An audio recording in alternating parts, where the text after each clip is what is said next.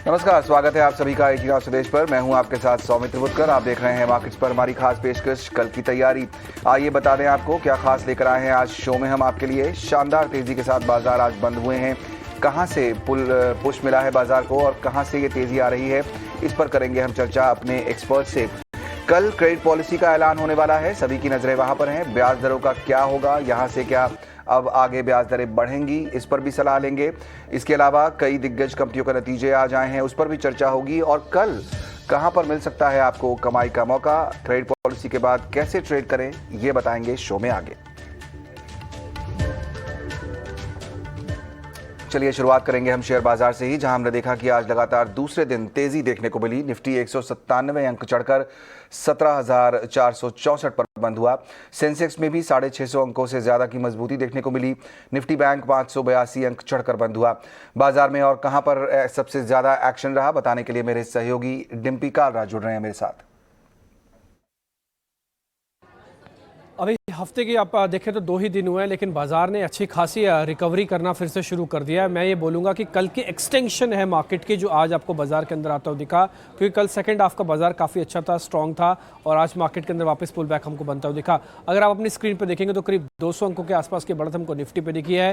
Bank Nifty भी करीब 650 अंकों की बढ़त के साथ ऑलमोस्ट 1.5% ऊपर जाके बंद होने में कामयाब हुआ। तो आज बैंकिंग काउंटर्स, निफ्टी के कंपोनेंट्स में दोनों के दोनों काफ़ी तेज थे। आज बाजार के अंदर एडवांस डिक्लाइन भी अगर आप देख पा रहे हैं तो आप देखेंगे 1000 शेयरों के अंदर मजबूती है, और उसके मुकाबले सिर्फ 800 शेयर ऐसे थे जो कि कमज़ोर बंद हुए हैं। खैर, हम फटाफट से आगे बढ़ते हैं, जल्दी जल्दी आपके सामने रखते हैं। पहले निफ्टी का आंकड़ा विक्स आप देख पा रहे होंगे, 5.5% तक की गिरावट आपको विक्स के अंदर देखने को मिल रही है। ये बहुत क्रिटिकल है कि विक्स के गिरना और बाजार का ऊपर आना। हम परसों 21 के विक्स के साथ थे, आज 18.5 के वॉलेटिलिटी इंडेक्स के साथ हैं। इसका मतलब है कि मार्केट के अंदर शॉर्ट कवरिंग अच्छी आती हुई दिख रही है। आज के मेजर सेक्टर्स जो चलते हुए दिखे उसमें आईटी का कंट्रीब्यूशन आज काफ़ी था। आज ज़्यादातर बड़े आईटी कंपनीज बाजार के अंदर संभालते हुए दिख रही थी। करीब आईटी इंडेक्स ही अपने आप में 1.5% ऊपर जाके बंद हुआ। कंज्यूमर ड्यूरेबल दूसरा ऐसा सेगमेंट है जो कि काफ़ी तेजी से ऊपर आता हुआ दिखा, ये इंडेक्स भी अपने आप में ठीक जाके बंद हुआ है। तीसरा होगा यहाँ पे अगर जब तेजी देखें वो है मेटल इंडेक्स। मेटल इंडेक्स के अंदर भी आपको मजबूती दिखेगी, और ये मेटल इंडेक्स भी करीब करीब आपकी अच्छी मजबूती के साथ ऑलमोस्ट डे हाई पे जाके बंद होने में कामयाब हुआ है। करीब 0.25% तक की बढ़त आपको मेटल इंडेक्स में देखने को मिल रही है। इसके अलावा आप निफ्टी फार्मा और निफ्टी बैंक, ये दोनों भी अगर आप देखें, क्योंकि बैंकेक्स के अंदर मजबूती थी, आज निजी बैंक काफ़ी चल रहे थे, इसलिए बैंक निफ्टी का कंपोनेंट अच्छा था। और दूसरा फार्मास्यूटिकल्स भी आज काफ़ी अच्छे चले, खासकर सिप्ला जैसे शेयर्स ये अपने आप में काफ़ी स्ट्रॉन्ग थे। अब आता हूँ मैं सीधा सीधा आज के सामने गेनर्स रखते हूँ निफ्टी के, कि आज के निफ्टी के गेनर्स कौन कौन से थे। अगर आज देखें तो मारुति सुजुकी ने सुबह से ही कमान संभाल रखी थी। ना केवल इसने अच्छी खरीदारी दिखाई बल्कि सेक्टर को भी काफ़ी बूस्ट किया। आज छोटे मझोले शेयर्स जो कि ऑटो से जुड़े हुए हैं वो भी काफ़ी अच्छे चलते हुए दिखे। तो मारुति का शेयर आज दिन के ऊपरी स्तरों पर जाके बंद होने में कामयाब हुआ, इसने काफ़ी अच्छी स्ट्रेंथ दिखाई है। दूसरा शेयर होगा इंडसइंड बैंक। आप अगर बैंकिंग के हिसाब से देख रहे हैं तो इंडसइंड बैंक के अब 1000 की तरफ बढ़ने के चांसेस फिर से बढ़ गए हैं, और ये बैंक निफ्टी का एक ट्रांसपेरेंट इमेज ही मानते हैं हम। तो इंडसइंड बैंक आज 3% ऊपर जाके बंद होने में कामयाब हुआ है। एचडीएफसी बैंक, बजाज फिनसर्व, ये दूसरे सेकंड डे ऐसे हैं जब इन्होंने पुल बैक दिखाना शुरू किया। खासकर बजाज फिनसर्व और बजाज फाइनेंस, ये दोनों ही अच्छे जाके क्लोजिंग हमको करते हुए दिखे। अब आते हैं आज के मझोले छोटे मझोले शेयर्स के अंदर कहाँ पे ज़्यादा एक्शन आपको देखने को मिलेगा।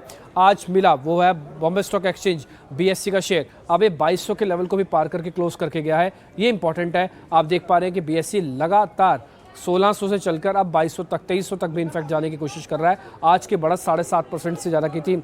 इसके अलावा एसबीआई कार्ड्स, काफ़ी दिनों की पिटाई के बाद एसबीआई कार्ड के अंदर आज काफ़ी स्ट्रॉन्ग पुल बैक आया और ऑलमोस्ट वो डे हाई पे जाके बंद हुआ।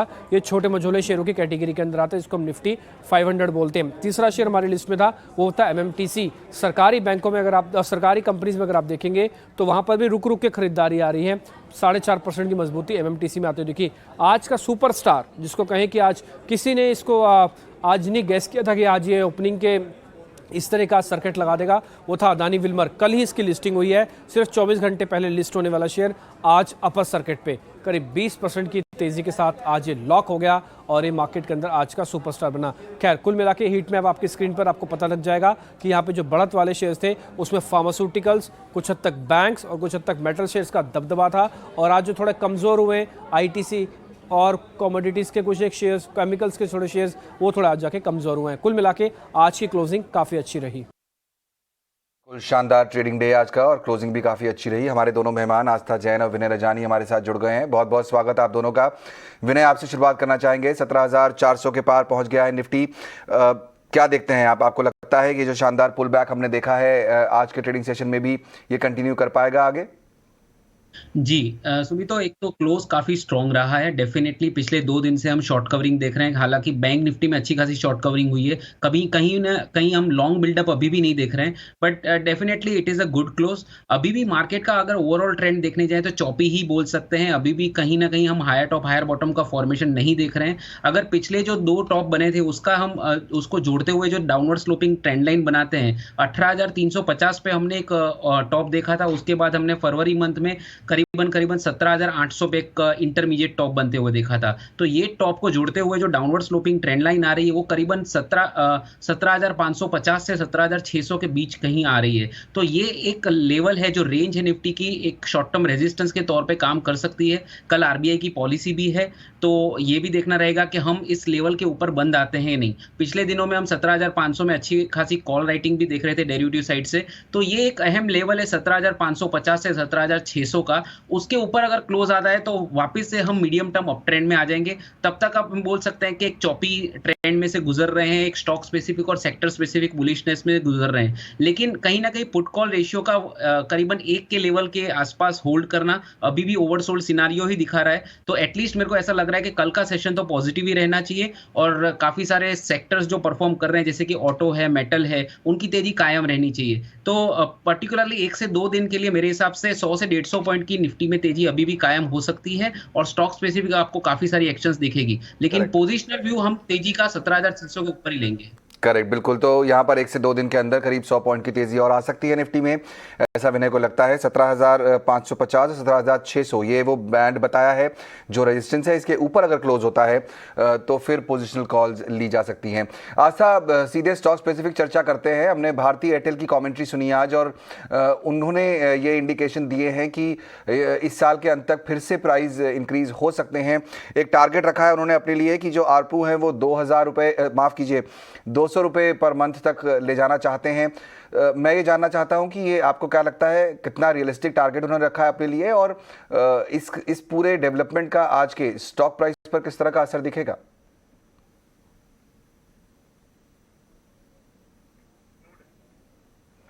आशा, आपका माइक शायद म्यूट है, एक बार अनम्यूट कर लीजिए उसे प्लीज।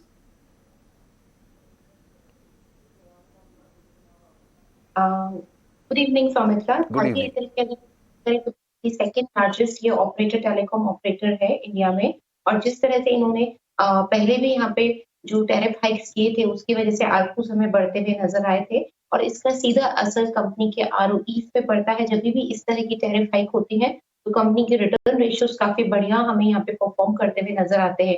मेरे हिसाब से जिस तरह से भारती ने आगे जाते हुए 200 रुपए प्रति माह आरपू की होने की उम्मीद करी है, वो मुझे लगता है बहुत बड़ा यहाँ पे एक पॉजिटिव बूस्टर रहेगा कंपनी की स्टॉक प्राइसेस के लिए और एक ऑप्टिमिज्म लाएगा स्टॉक प्राइसेस में। वैसे भी कंपनी मुझे बढ़िया लगती है, तो आगे जाते हुए मेरे हिसाब से ये एक बहुत पॉजिटिव स्टेप है और इसकी वजह से हमें फाइनेंशियल परफॉर्मेंस सॉलिड होती हुई नजर आएगी। भारती में मुझे लगता है कि आगे जाते हुए तेजी देखने को मिलेगी। 850 से 860 तक के लेवल्स हमें आने वाले दिनों में देखने को मिल सकते हैं। कि 850 से ऊपर के लेवल्स की उम्मीद की जा सकती है भारती में। तो कंपनी के प्लान्स तो अच्छे हैं ही और उसका फायदा स्टॉक प्राइस पर भी दिखाई देगा। नतीजों का सिलसिला लगातार चल रहा है। चलिए पहले बात करते हैं जो नतीजे कल आने वाले हैं उनकी। हीरो मोटोकॉर्प के नतीजे आने वाले हैं कल। यहाँ पर आय की बात करें तो इसमें 21% की गिरावट की उम्मीद की जा रही है और मुनाफे पर भी दबाव देखने को मिल सकता है। मेरी सहयोगी सृष्टि शर्मा जुड़ रही है हमारे साथ पूरा एनालिसिस लेके। सृष्टि, बताइए किस तरह के नतीजों की उम्मीद है कल हीरो मोटो से?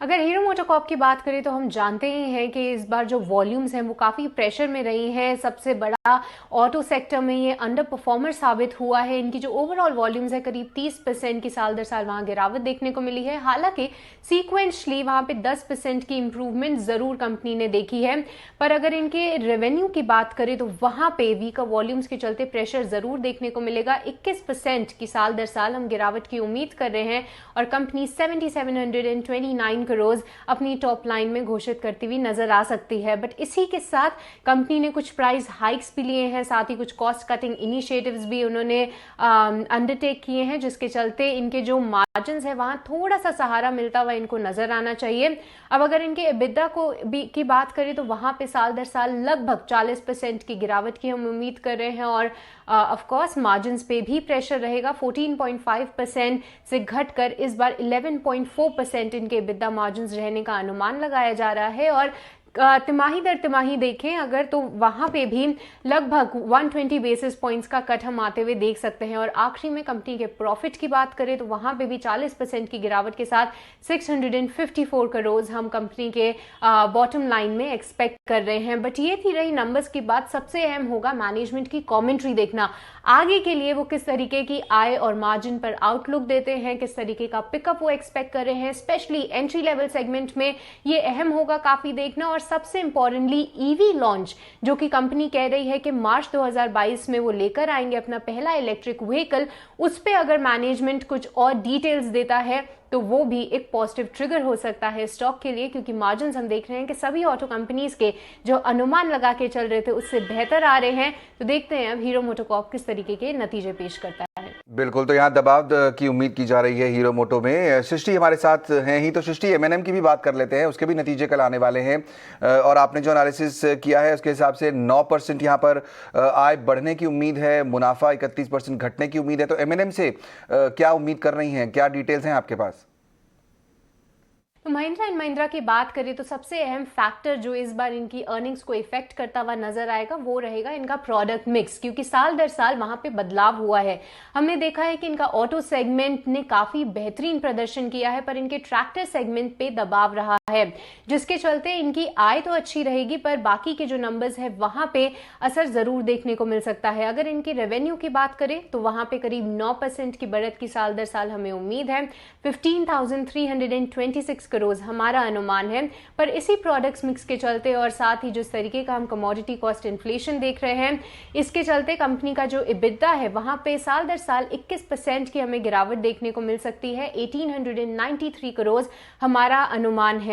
इनके मार्जिन्स की अगर बात करें तो इसी तिमाही पिछले साल कंपनी ने 17% के मार्जिन घोषित किए थे, अब वो घटकर लगभग 12.5% पर आते हुए हमें दिख सकते हैं। पर तिमाही दर तिमाही देखें तो कंपनी इन मार्जिन्स को मेंटेन करती हुई नजर आ सकती है। और आखिरी में कंपनी के मुनाफे में 30% की गिरावट के साथ 1202 करोड़ हमारा एस्टिमेट है कि कंपनी इस बार इतना प्रॉफिट घोषित कर सकती है। अब इनके एसयूवी और पिकअप सेगमेंट्स को देखें तो वहां पे बेहतरीन डिमांड रिकवरी देखने को मिल रही है और साथ ही जो इनके कुछ रीसेंट लॉन्चेस हैं ऑटो सेगमेंट में वो बेहतरीन प्रदर्शन कर रहे हैं। बट वहां पे सप्लाई चेन की दिक्कतें जरूर है, तो देखना अहम होगा कि मैनेजमेंट उस पर क्या कॉमेंट्री देता है। आने वाले समय में ट्रैक्टर ग्रोथ को लेकर उनकी क्या आशाएं हैं, क्या उम्मीदें हैं, वो भी देखना काफी अहम होगा। और साथ ही कुछ नए लॉन्चेस ऑटो सेगमेंट में जिसका मार्केट बेसब्री से इंतजार कर रहा है, उस पर मैनेजमेंट का क्या कहना है, ये साल 2022 किस तरीके से वो देख रहे हैं नए लॉन्चेस के टर्म्स में, ये भी देखना काफी अहम होगा।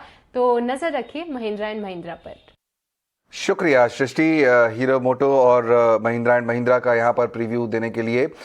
विनय, आपसे मैं जानना चाहूँगा, ऑटो स्पेस की अभी आप बात भी कर रहे थे कुछ देर पहले, काफ़ी अच्छा रनअप हमने देखा है पिछले कुछ समय में। आप कहाँ रहना चाहेंगे फिलहाल, 2 व्हीलर्स या 4 व्हीलर्स, कौन सा प्ले रखेंगे, ईवी या फिर जो रेगुलर प्ले है इस समय नए मॉडल्स मार्केट में आने वाले हैं उस पर? आप चार्ट्स के हिसाब से कौन से सबसे ज़्यादा स्ट्रॉन्ग दिखते हैं आपको स्टॉक्स?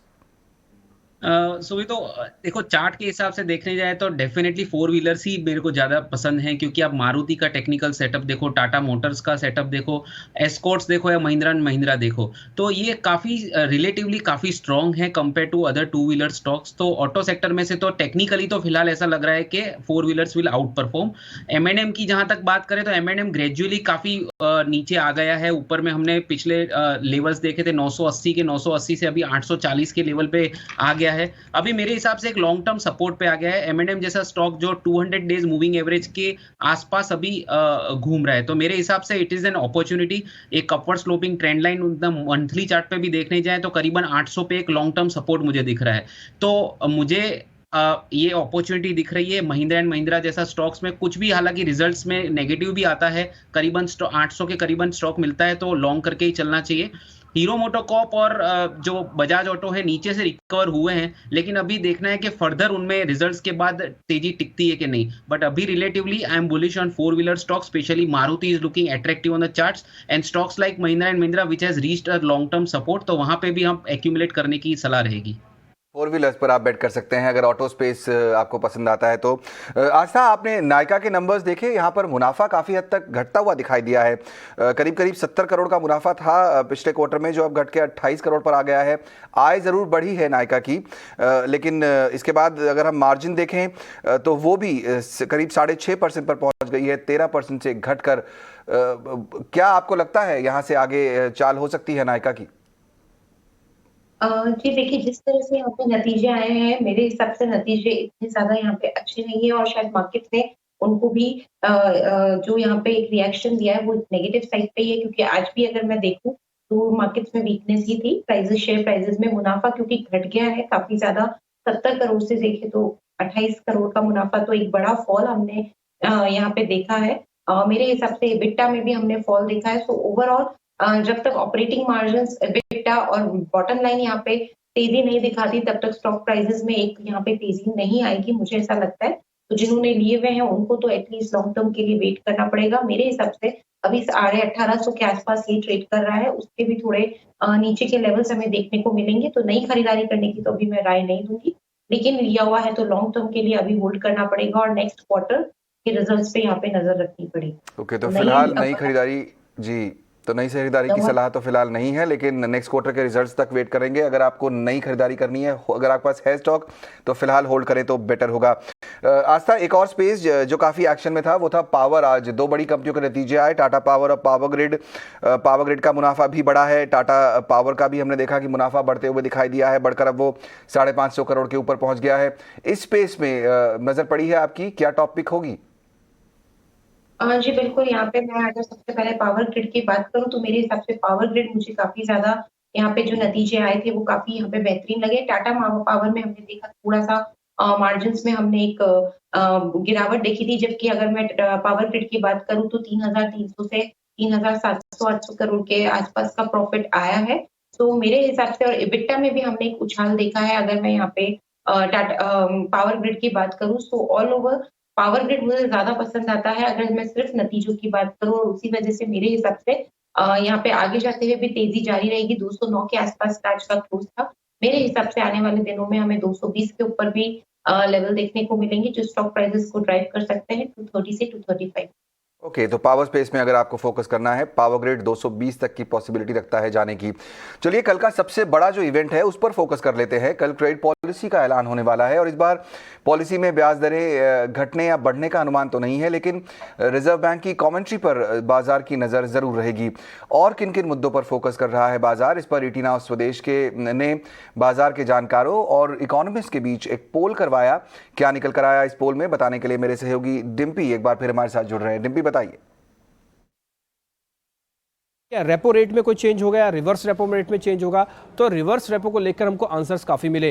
तो जो नहीं कहने वाली संख्या थी वो तो सिर्फ 20 थी, लेकिन थोड़ी बहुत संभावना है, वो 80% एक्सपर्ट्स का मानना था। अच्छा, संभावना भी कितनी है? ये 15 बीपीएस की हो सकती है। तो ये एक संभावना वाला हमको एक फैक्टर दिखा। 80% यहाँ पे आ कहते हैं कि रिवर्स रेपो में कुछ बदलाव हो सकता है। तीसरा पॉइंट हमारा था कि पॉलिसी को लेकर स्टांस क्या होगा, यानी कि रुख क्या रखा जाएगा। एकोमोडेटिव होगा, हॉकिश होगा, हॉकिश का मतलब बहुत तेज़ी होगा, न्यूट्रल बिल्कुल शांत रहेंगे। एकोमोडेटिव को लेकर यहाँ पे ज़्यादातर एक्सपर्ट्स का हमको व्यू मिला। एकोमोडेटिव किस चीज़ में होगा? एकोमोडेशन होगा आपका, एक तो ब्याज दरों को लेकर जो भी चल रही है, दूसरा इन्फ्लेशन सामने है, तो इसको लेकर आरबीआई थोड़ा मिक्स एंड मैच आपको अपना स्टांस रखता हुआ दिखेगा। वो चिंता भी करेगा लेकिन आपको प्रोत्साहन भी देगा। देखिए, आपकी ग्रोथ बहुत अच्छी चल रही है, कुछ ऐसी आप पॉलिसी के अंदर स्टांस देखेंगे।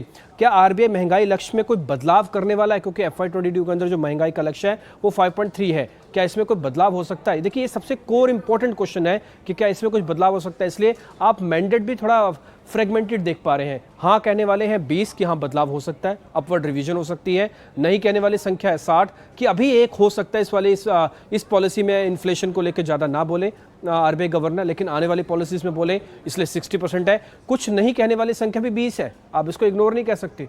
तो ये इंपॉर्टेंट है। अब आते हैं कुछ एक इंपॉर्टेंट और चीज़ों पे कि क्या स्टांस हो सकता है, क्या क्या इंपॉर्टेंट फोकस पॉइंट होंगे। इसमें से पहला इंपॉर्टेंट पॉइंट है आर्थिक रिकवरी को लेकर।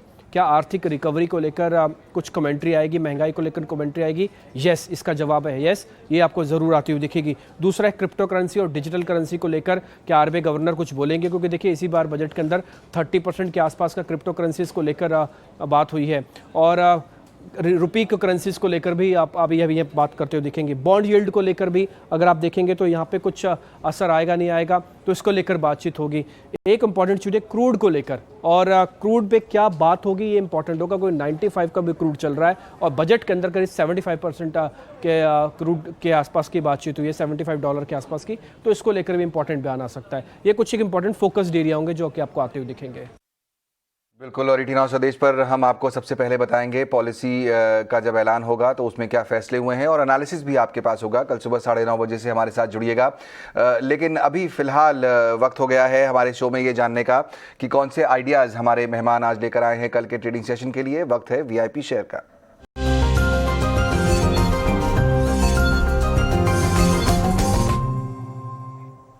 आस्था, आपसे ही शुरुआत करना चाहेंगे।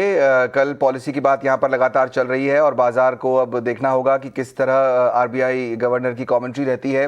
क्या किस तरह से अप्रोच करना चाहिए, कौन से स्टॉक पर फोकस करेंगी कल के लिए आप?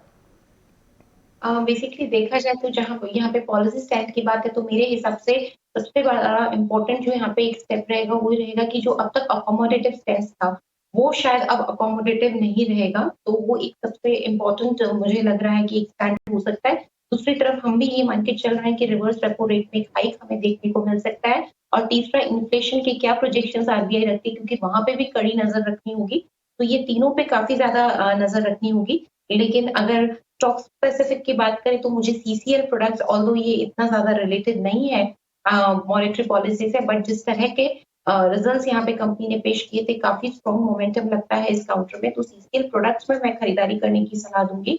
480 के स्तर पर एक डिप आता है तो वहां पे खरीदारी करनी चाहिए। इसके इनिशियल टारगेट्स रहेंगे 510, उसके बाद 540 तक के भी लक्ष्य हमें यहाँ पे देखने को मिल सकते हैं आने वाले कुछ समय में। सीसीएल प्रोडक्ट्स पर फोकस कर सकते हैं 510, उसके बाद 540 तक के टारगेट। विनय, समय की थोड़ी कमी, 1 मिनट का समय मैं आपको दे सकता हूं। कौन से आइडियाज आप लेकर आए हैं कल के लिए?